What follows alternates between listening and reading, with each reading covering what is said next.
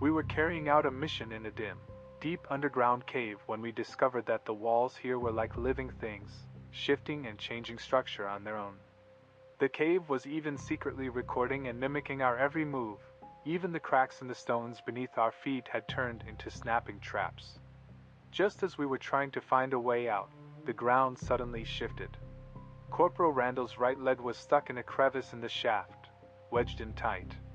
I was crouched on a protruding rock about 3 meters above him, my helmet light shining down on his sweat-drenched face. Then I heard a sound overhead. A faint click-clack, like someone slowly crushing a handful of dry twigs. I looked up.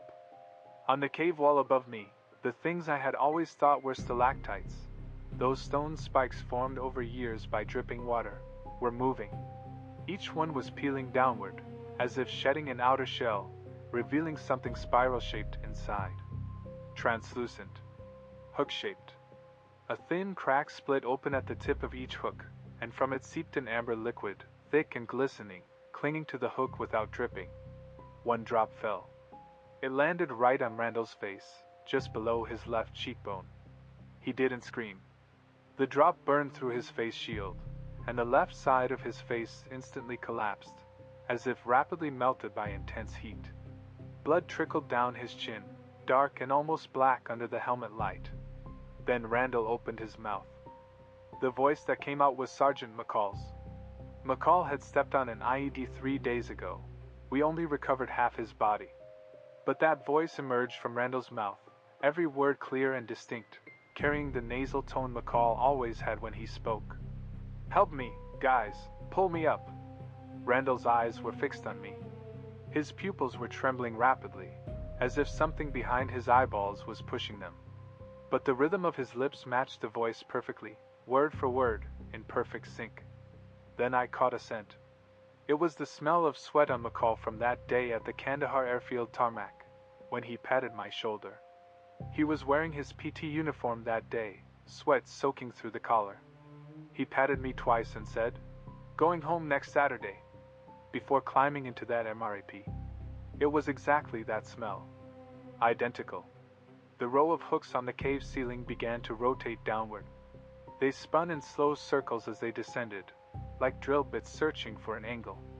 Amber liquid flicked off the hook tips, splattering against the cave walls, where small plumes of smoke rose and the limestone bubbled. Randall was still shouting, still in McCall's voice. "Guys!" The moment the hook touched his helmet, the voice stopped. The instant that drop of amber liquid hit Randall's helmet, only one thought raced through my mind. This thing was calling to me in a dead man's voice, a man whose body I had personally zipped into a body bag 3 days earlier. I need to go back. 4 hours earlier, we received the mission. 6 of us.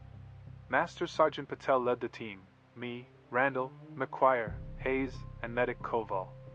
Intel said the Haqqani network had stashed a batch of weapons in the K-77 cave system, located in the 3rd level chamber. We'd run missions like this many times before, find the stuff, photograph it, blow it up, and leave. I knew something was off the moment we entered the cave. The entrance was too wide. Wide enough to drive our Humvee straight in. Natural caves don't have entrances like that. Mountain shifts don't carve openings so perfectly uniform.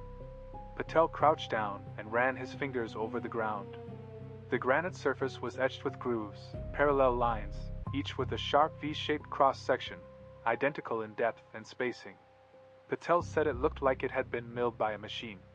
No one replied. We moved inward. About 400 meters in, the temperature began to rise, the air growing thick and heavy in our lungs. The radio went completely silent after the second turn. Not even static, just pure, dead quiet. McQuire fell to the back of the line. He suddenly turned, aiming his rifle down the path we'd come from, his tactical light piercing the darkness. He stood motionless for 4 seconds. Then he lowered his rifle and turned to keep moving. I asked him what he saw. He said he saw nothing. He said he just caught the scent of his mother's perfume, Chanel No. 5. He said the concentration was exact, the same amount they'd sprayed at her funeral. His mother had been dead for 3 years. Patel didn't say a word, just kept moving forward. I saw his hand shift the safety on his M4 to single shot. The third-level chamber held no weapon crates, no ammunition, nothing from the Haqqani network. Just one wall. That wall completely sealed off the entire cavern. The tactical light shone on it, and part of the light penetrated through. Inside, shadows were visible, branch-like pipes densely packed together, with liquid flowing inside, emitting a faint, dark green glow. Patel reached out and touched it. The entire wall retreated 17 centimeters. Under the tactical light, the wall shrank back before our very eyes, thousands of pores contracting sharply like skin pores. Then the bats from the cave ceiling fell. 37 long-winged bats simultaneously released their grip on their perches and plummeted straight onto the rocks. I heard a series of dull thuds, the crackling of breaking wings echoing one after another. They weren't dead. They began crawling on the ground. Each one crawled toward the wall, covering the same distance, then stopped simultaneously. One flipped over, belly up. Its abdomen was completely split open, leaving only a translucent membrane. In its place were small spherical sacs arranged in a spiral pattern, transparent, each with a black dot pulsating inside, all beating in perfect rhythm. That's when I heard the voice. It came from inside the wall, muffled through the translucent shell, but every word was clear. "Sergeant Major, I'm McCall. I'm behind the wall." Patel's hand was already on the pin of the M67 grenade. His eyes weren't looking at anyone, only fixed on the wall. His thumb hooked through the pin, frozen there. The wall called out again. Patel. It was calling his name. McGuire fired first. He stood at the front, about 5 meters from the wall. He raised his M4, fired a 3-round burst, and the 3 bullets almost simultaneously struck the calcified surface of the wall. White fragments exploded outward around the impact points, like shattering a giant eggshell. Before the fragments even hit the ground, I saw what was exposed underneath. It was moving. Layers of muscle fibers, arranged in parallel, each bundle taut like fully drawn steel cables. But the way they intersected was completely wrong. Some ran horizontally, some vertically, some slanted and turned in another plane, all jumbled together. You couldn't find any symmetry or any boundaries resembling organs. It was entirely a mass of tissue arranged in a way that defied all logic, exposed under the tactical light, its surface glistening wetly as it slowly contracted. Then it retaliated. What emerged from the bullet holes was too fast. I barely saw how it came out. One moment there were 3 bullet holes, the next, something shot out from each hole, gray-white, smooth-surfaced, growing outward at a speed the naked eye couldn't follow, shooting out with a whoosh. The tips split into 3 prongs when they reached about half a meter long, like an opening 3-jaw chuck, each prong densely lined with barbs on the inside. The barbs were serrated, row upon row growing backward, like fishhook barbs magnified dozens of times. McGuire saw it. He looked down as the gray-white foreign object pierced through the gaps in his armor at an imperceptible speed. He didn't even have time to struggle, only letting out a muffled, guttural noise. His tactical vest was still on him. The thing passed through his body, leaving no hole in the vest. Then the 3-pronged structure began retracting. Slower than when it extended, inch by inch, pulling back. McGuire's body leaned forward, his toes dragging on the ground, leaving 2 shallow grooves. Patel pulled the grenade pin. I heard the crisp metallic sound as he flicked the pin away. Then he turned sideways, braced himself with his left hand on the ground, and shoved the grenade upward into the crack in the wall blasted open by the bullets. The grenade disappeared entirely into the crack, and I heard it roll once behind the membrane, a clang. "Get down!" Patel roared. I hugged my rifle and dove sideways, my left shoulder slamming into the rock, my helmet hitting the ground, and my vision went white for an instant. The grenade exploded. A muffled blast echoed through the enclosed cavern, the immense shockwave instantly gripping the guts of everyone present. Both my ears went deaf instantly, filled only with a sharp, ringing tinnitus. A sensation of fluid rushed back into my nose, like water choking the nasal passages while swimming, but there was no water, only a sour, burning feeling flowing down the back of my throat. I lifted my head. The breach in the wall was roughly as wide as a person with arms outstretched. Along the edges of the gap, tissue oozed a milky white, viscous fluid that dripped down the wall. Inside the breach, tactical lights revealed 3 layers of membrane stacked together, each with a net-like structure. At the intersections of the mesh were embedded spheres of varying sizes, their color resembling yellowed bone. Under the light, several of the spheres began to rotate, revealing rows of teeth on their surfaces. Human teeth. Countless misaligned human teeth were embedded in the mesh, connected by dark purple nerve tissue, utterly nauseating. McGuire's bulletproof vest lay on the ground. I heard the sound, the sharp clink of metal buckles hitting stone. The vest was spread out there, with his combat uniform inside and his boots beside it, all neatly arranged as if someone had meticulously laid out his gear from the inside out. The equipment and uniform were spread on the ground as if carefully folded. But McGuire himself had vanished into thin air. Koval knelt beside me, his M4 aimed at the wall, the muzzle trembling. He kept muttering under his breath, too low and fast for me to make out the words. Hayes was shouting something, but my ears were still ringing. I couldn't hear him, only see his mouth opening and closing. The wall was still moving. Muscle fibers along the edges of the breach were slowly contracting inward, bit by bit. The milky fluid dripped down both sides of the wound, changing color upon contact with the air, from milky white to grayish white, then to light brown, before hardening. It was healing itself. The only sound in the chamber now was the faint, wet hiss of the seeping fluid, like air leaking from a tire. Patel got up from the ground, his left cheek covered in dust. His eyes swept over the equipment on the floor, paused for a second, and then he spoke. My ears were still ringing, but I could read his lips. Fall back. We began to retreat. Hayes bent down, grabbed some of McGuire's gear from the 16 pieces, and stuffed it into his backpack. I covered the rear, my rifle aimed at the wall as I stepped backward. The wall continued to secrete fluid, and a new calcified layer had already covered most of the breach, darker in color than before, its surface glistening wetly under the helmet lights. As we retreated into the connecting passageway, no one spoke. The only sounds were the crunch of boots on rock and the hiss of the healing fluid on the walls. After about 70 meters, Patel, who was leading the way, suddenly stopped. The helmet lights shone ahead. The passageway was gone. After the wall stopped its attack, the chamber fell into a sudden silence. The quiet pressed heavily on our ears, broken only by the faint hiss of fluid still seeping from the edges of the breach. Patel said to fall back. We dragged McGuire's 16 pieces of equipment with us as we retreated. No one spoke. Boots crunched on the rocky ground, and Koval glanced back at the wall every few seconds, sweeping the tactical light's white beam across its surface. The walls showed no reaction. The secreted fluid had already dried, forming a layer of grayish-white crust that sealed most of the breach we had blasted open. After about 70 meters, Patel, who was ahead, suddenly stopped. I almost bumped into his backpack. The helmet lights shone ahead. The passageway was gone. The path we had taken earlier had been a steady descent. I remembered it clearly, a continuous downhill slope on the way in. Now, before us was a steep upward incline, its surface covered in V-shaped grooves, identical to those on the entrance floor, spaced precisely with clean, sharp edges.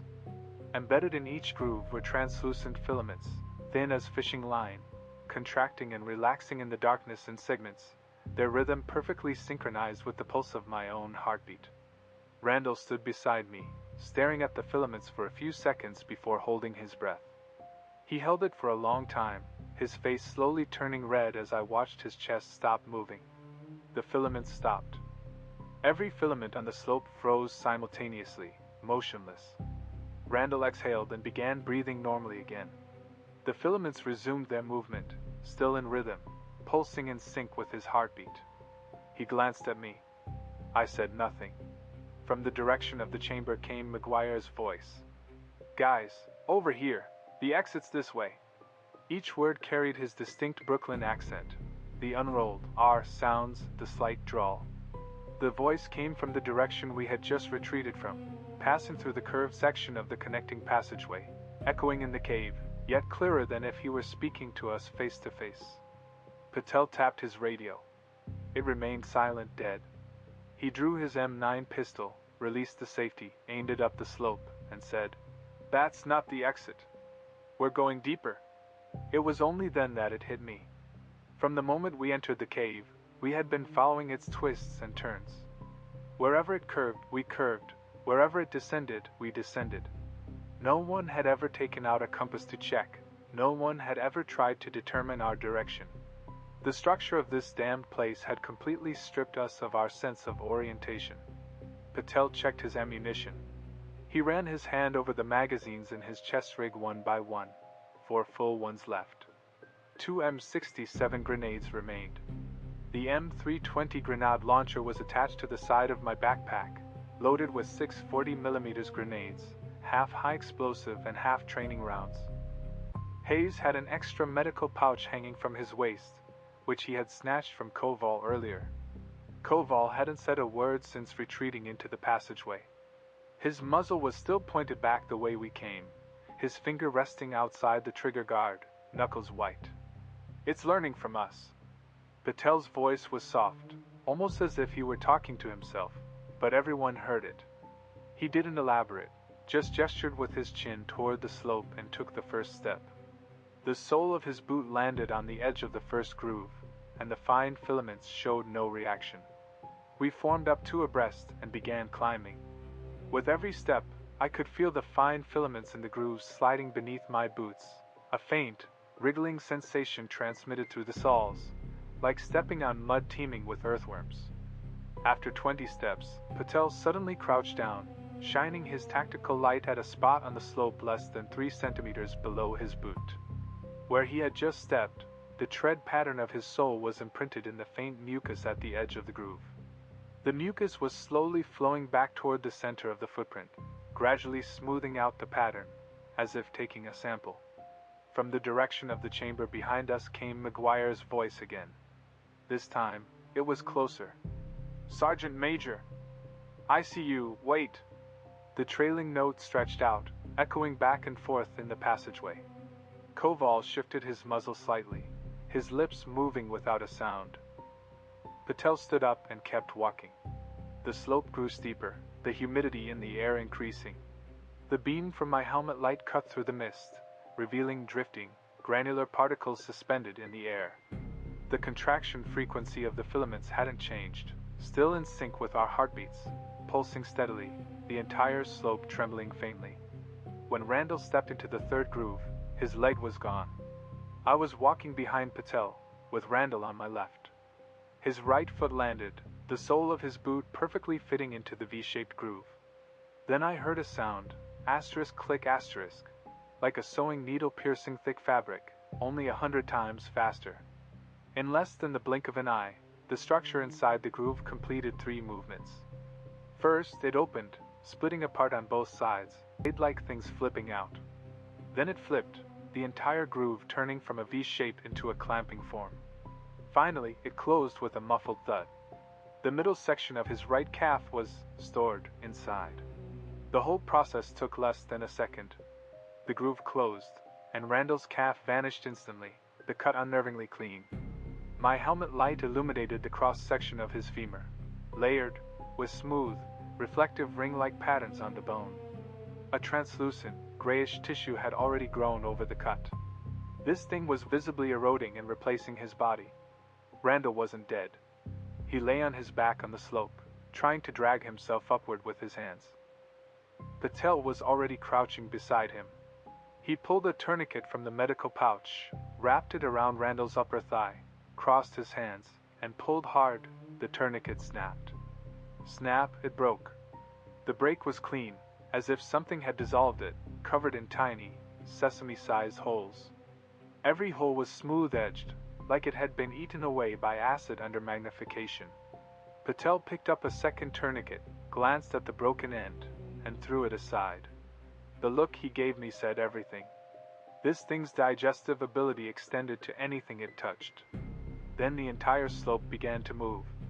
On the 40-degree incline, every groove twitched, twisted, and tightened independently, like living things.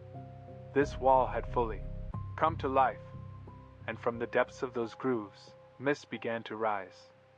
Thousands of tiny pores, each no larger than a grain of rice, split open across the slope. They opened simultaneously, releasing high-pressure gas. Thousands of pores spraying at once filled the passageway in an instant. My tactical light, which could normally illuminate 30 or 40 meters ahead, now only reached half an arm's length.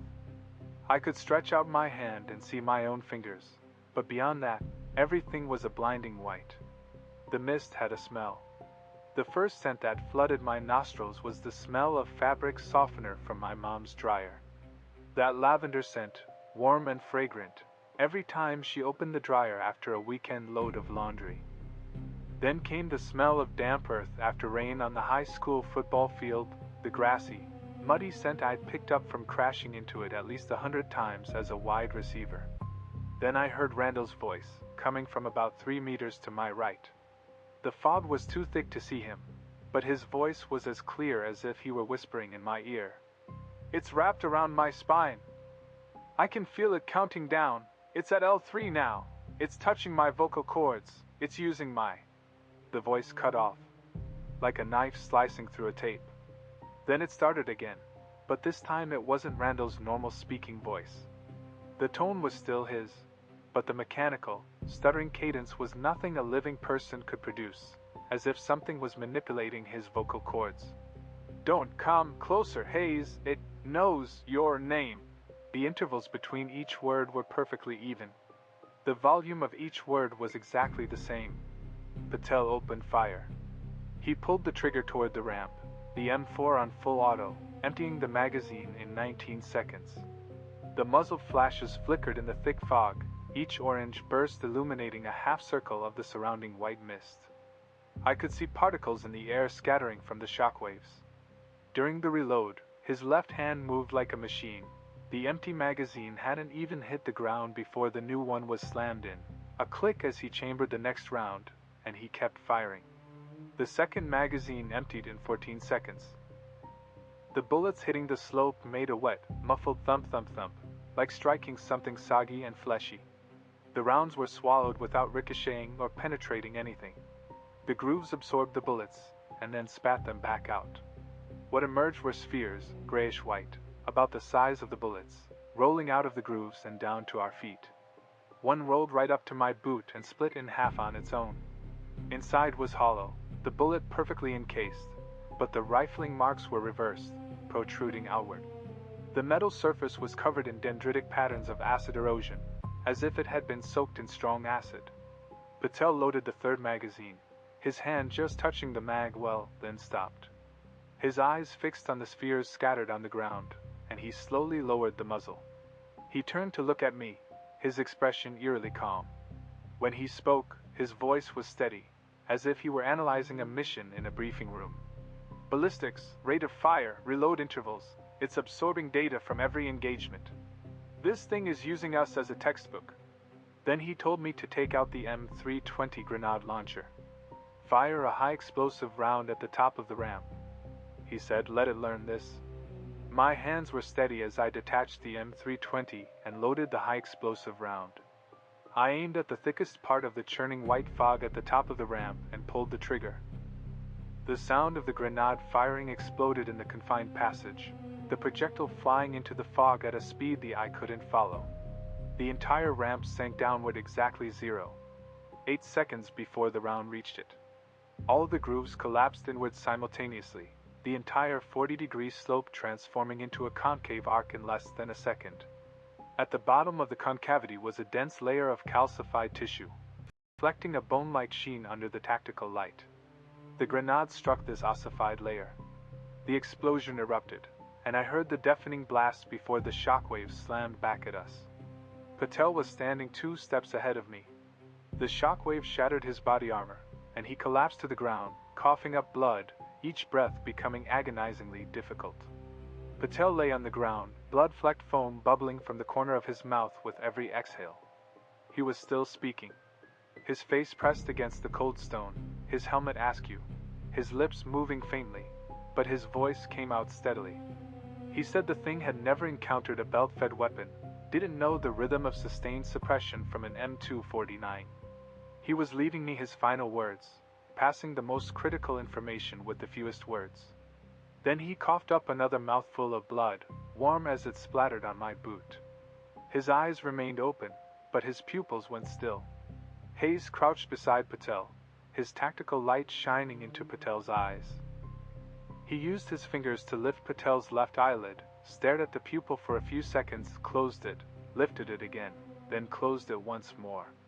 His movements were mechanical, repeating over and over, his fingers pressing down and lifting Patel's eyelid as if trying to fix a broken radio. Koval hadn't spoken a word since retreating into the passageway. Now he spoke. Crouched at the junction where the ramp met the tunnel, his back pressed against the rock wall, his M4 resting across his knees, he suddenly began counting. From 1 to 10, then starting over, his voice soft and rapid, as if searching for a metronome within himself. On the 5th round, he sped up, 1, 3, 5, 7, 9, 10, skipping the even numbers, then skipping and stumbling into a stream of words I couldn't understand, all jumbled together and pouring out. He detached the magazine from his rifle, flipped it in his hand, slammed it back in, and pulled the charging handle. A cartridge ejected, bouncing off the rock wall. The sound of the shell casing hitting the ground was still echoing through the cave when Koval stood up. He raised his rifle and began firing into the thick fog above the ramp. Full auto. The magazine emptied in under 4 seconds. Reload. Full auto again. The bullet struck the slope with a wet, fleshy thump, the grooves opening up to swallow them, then spitting out those pale, calcified spheres. The spheres rolled down, piling up in front of his boots, more and more of them, some cracked, some still whole.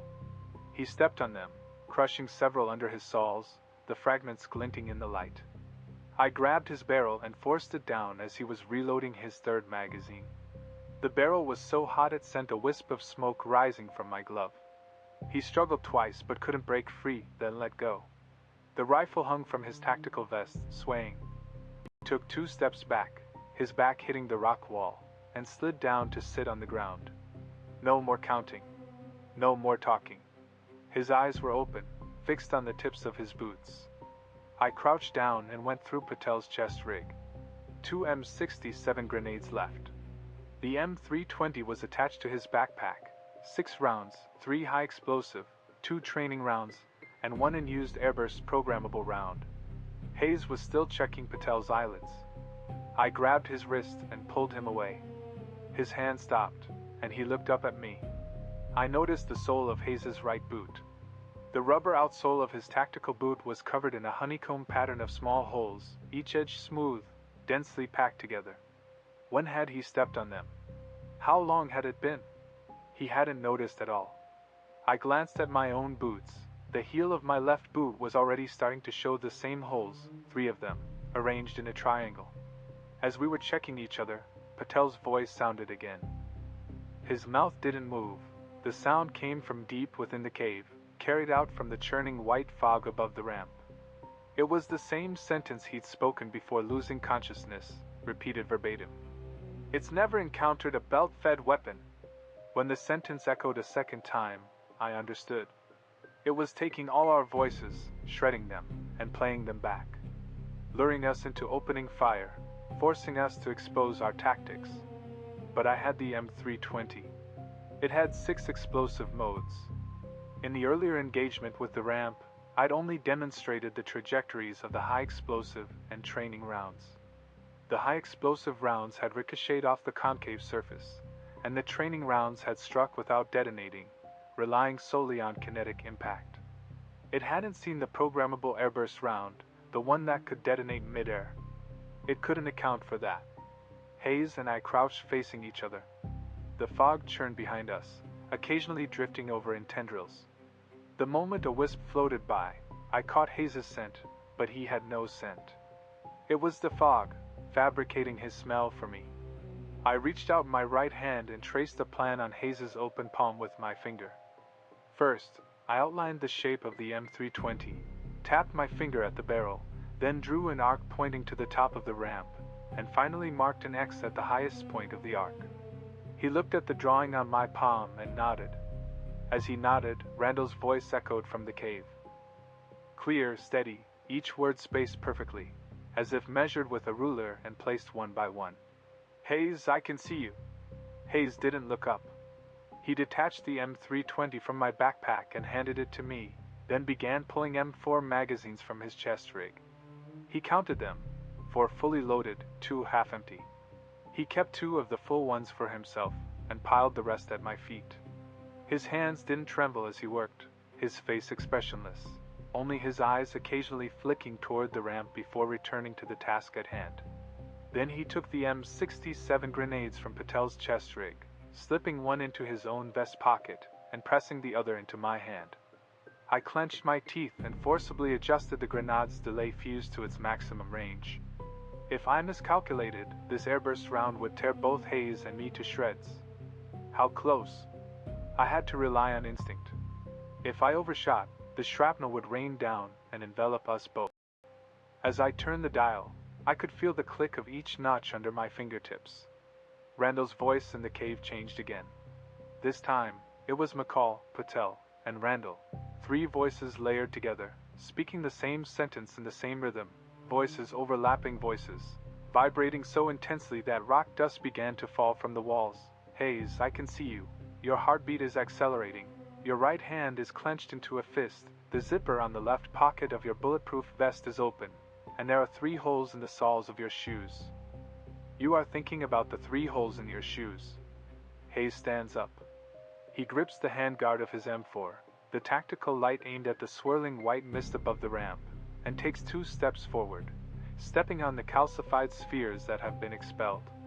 The sound of the spheres cracking under his boots is like breaking dry bones. He stops, legs apart, the stock of the gun pressed tightly against his shoulder. Then he looks back at me. He made his decision based on the map I drew with my finger in his palm. Hayes pulls the trigger. He uses a 3-round burst, the same rhythm Patel used during the first firefight. 3 shots, a pause, then another 3 shots, another pause. The bullets fly into the thick fog, and the grooves in the ramp begin to reopen. Puff, puff, puff. Each shot is swallowed, the bullet encased, twisted, and coated with calcified material before being expelled. The grayish-white spheres roll down in front of his boots, accumulating and piling up. He reloads, chambers around, and continues firing, deliberately maintaining Patel's shooting pattern, leaving the same fixed gap during each pause. The grooves start working in sync. The entire ramp functions like an activated machine, all the V-shaped grooves opening simultaneously, waiting to swallow the next round of bullets. This is the window. I press the M320 against my shoulder. The programmed airburst delay is set to 7 seconds. Patel verified this number with his life 10 minutes ago. The cycle from the bullet being swallowed into the grooves to the ramp expelling the calcified spheres takes exactly 7 seconds. If the airburst detonates within this window, the shrapnel will penetrate the open grooves and pierce the soft tissue beneath the dense calcified shell. The recoil of the grenade launcher hits my shoulder. The projectile arcs upward, heading straight for the spot on the cave ceiling that still retains its original limestone color. The grenade doesn't reach its target. The calcified wall tears open from the side. A thick, pipe-like structure bursts out of the wall at an angle, wider in diameter than my helmet, with calcified layers segmented like the exoskeleton of an arthropod. Between each segment, moist gray tissue connects, rapidly secreting mucus upon exposure to the air. In less than half a second, the entire pipe extends nearly 10 meters from the wall, directly in the path of the projectile. Just before the grenade reaches its highest point, the top of the pipe suddenly splits into 6 sections, each lined with the same hook-like serrations as the grooves. The 6 sections fold inward and lock together, forming a complete, sealed dome structure. The grenade plunges into this dome. Then it explodes inside. I hear a muffled sound, a low, short thud, like someone hitting a drum deep underground. The surface of the dome bulges slightly, a small, fist-sized protrusion with a few fine cracks, then it flattens out. All the explosive energy is absorbed and contained within. The dome doesn't even retract after swallowing the explosion. It remains in place, maintaining its closed position, with mucus dripping down the seams of the exoskeleton. Then it speaks.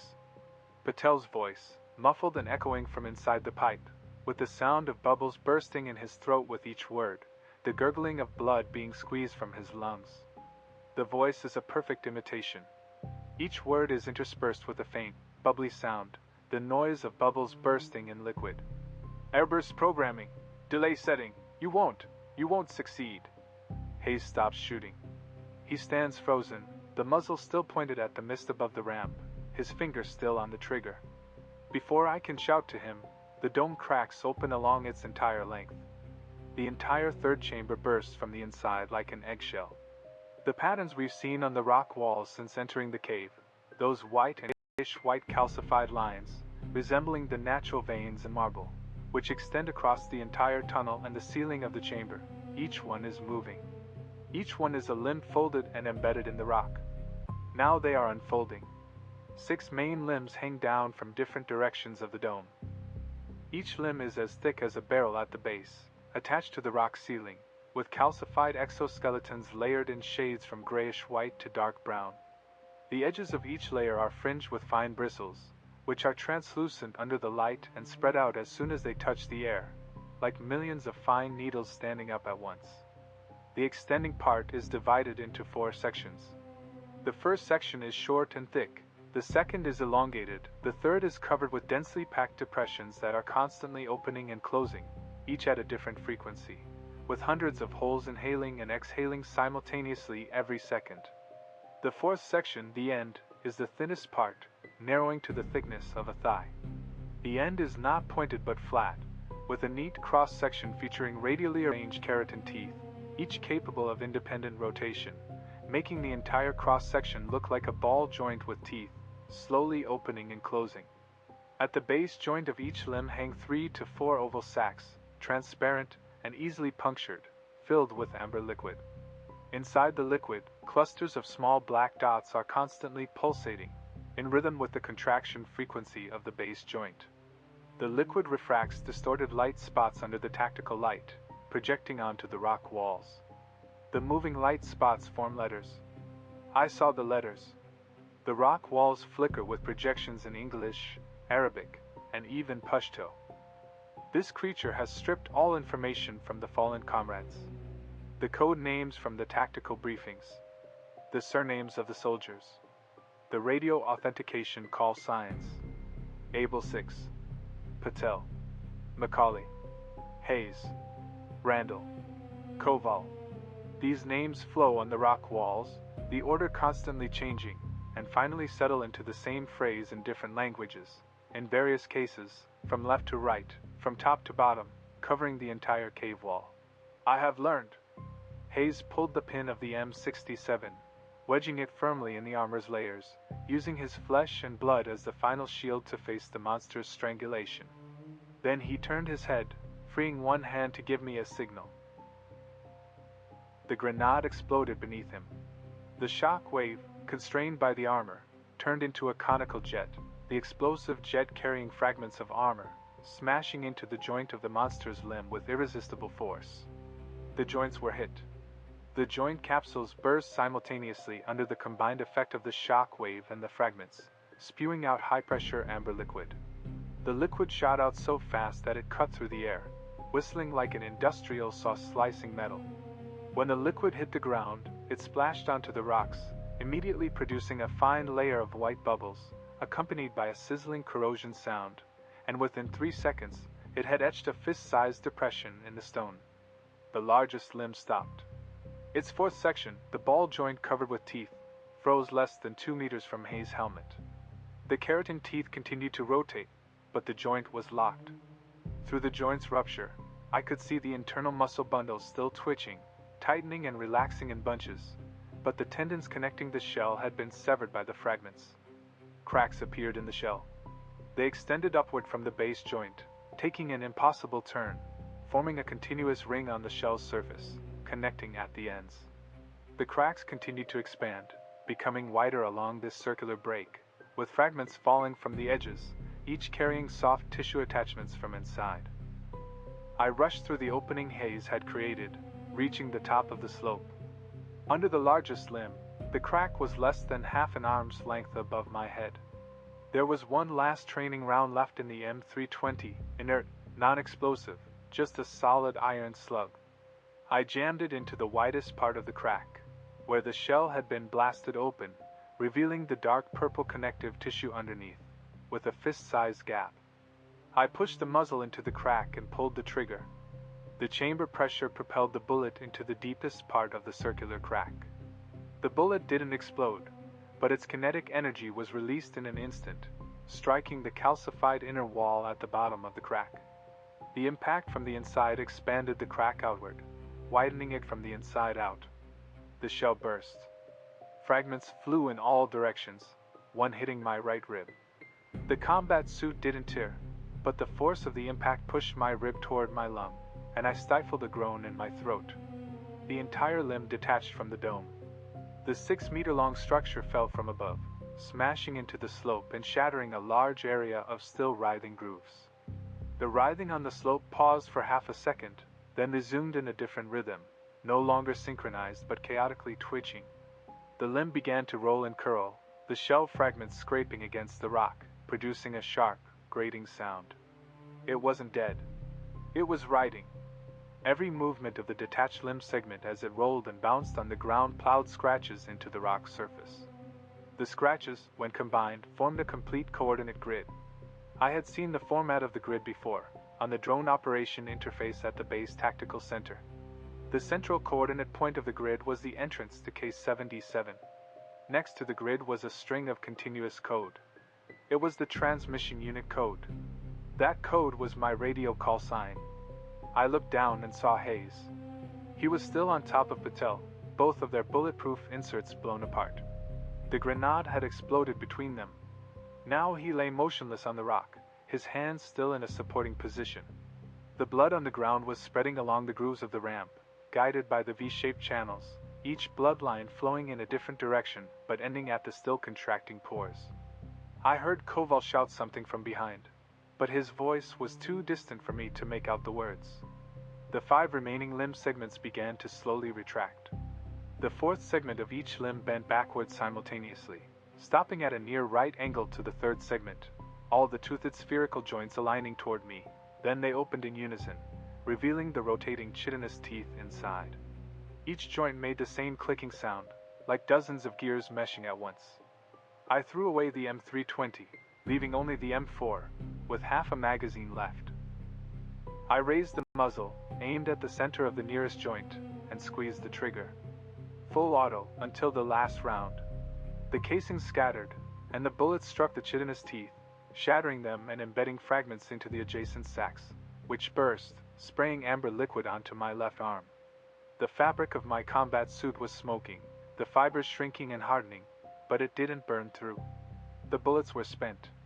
The click of the empty magazine engaging echoed in my ears. The 4 remaining limb segments shot toward me at once.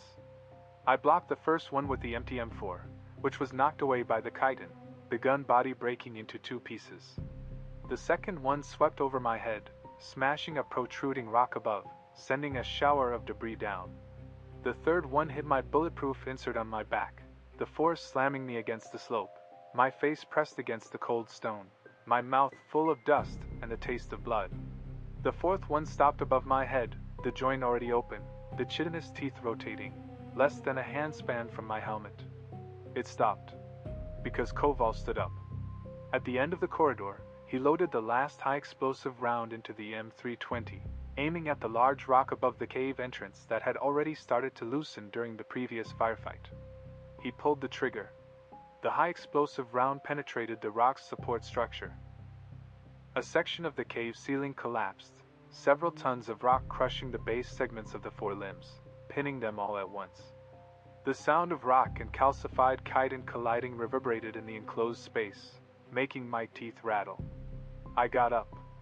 My ears were ringing, and I couldn't hear anything in my right ear, while my left ear only picked up a distorted low-frequency rumble. Koval's M320 was empty. He stood next to the pile of rubble, covered in a layer of white dust. The ramp was now half collapsed, the 4 limbs twitching under the rubble, chitin fragments squeezing out from the cracks, and more rocks falling with each movement.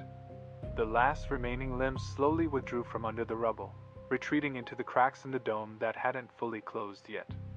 I seized this opportunity and ran out. Each step crunched on the rubble and chitin fragments. As I passed Koval, I grabbed the pull handle on his backpack and dragged him toward the exit. The entire cave chamber was still collapsing behind us, the thunderous crashes of rocks hitting the ground one after another. After the bend connecting the corridor, I saw light. The sunlight of the day, blindingly white. The sunlight was so intense I couldn't open my eyes. When I crawled out of the cave, my right ear was still deaf, filled with a single frequency ringing, like someone had stuffed a small stone into my brain that wouldn't stop vibrating. Koval followed me out, his M4 lost somewhere, his hands empty, his face covered in dust, his lips dry and pale. I sat down against the rock wall outside the cave entrance and examined myself. A bruise had formed where the shell fragments had hit my right rib, and I could feel the ends of the cracked bone grinding slightly with each breath.